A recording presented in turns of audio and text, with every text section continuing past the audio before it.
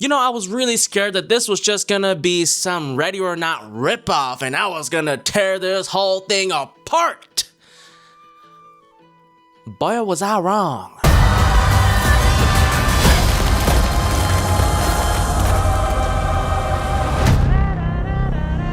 I had a fun time with this movie, man. You know, it shares almost the exact same plot as Ready or Not 2. There's a cult, they need a sacrifice, and our main character needs to fight her way out. And because this movie is very much aware of what it is, it doesn't waste any time trying to get too serious. In fact, just 5 to 10 minutes in of setup, the movie jumps right into the action, and there was barely a moment where things slowed down. We follow Asia Reeves, portrayed by Zazie Beetz. I believe that's how you pronounce her name. I'm not exactly too sure. Give me a second to look that up. Zazie.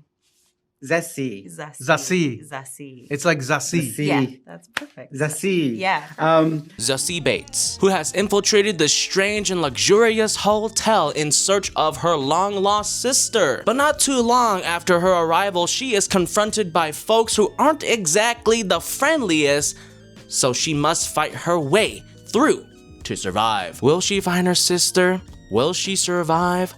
I guess that's for you to find out. Let's just talk about the elephant in the room firstly. The action was awesome. It felt like a ridiculous, campy 80s action flick that isn't afraid of just doing crazy shit that is impossible, but it happens and who fucking cares? And some of these stylistic choices were interesting. I don't know how to feel about all of them. The shifts in camera systems or lenses or movement kind of threw me off at certain moments, but it's nothing too distracting. For the most part, it was just a whole lot of fun. And I don't know how often Zazie switched out to her stunt double because I couldn't tell. It felt like she did a majority of the action here herself, which is badass and respectable. She definitely put in the work for this movie and she looks fucking good doing it. She kicks everyone's ass in this movie. It's your classic all bad guys attack one at a time even though they surround her, but that thought never crossed my mind because I was having a blast watching Zazie chop all these motherfuckers up. I'm spending all this time glazing the action, so it's obvious what the problem is. It's the script.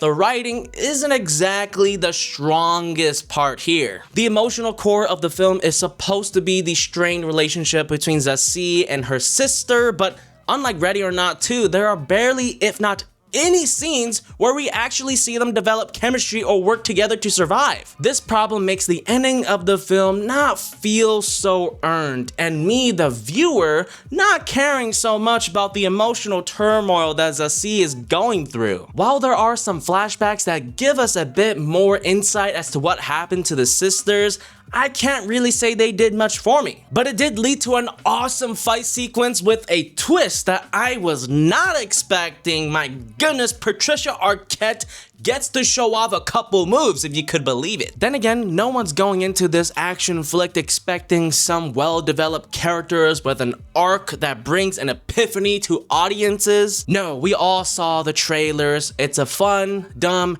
80s action movie that you can turn off your brain for. Sure, the relationship between the sisters could have been developed more and better.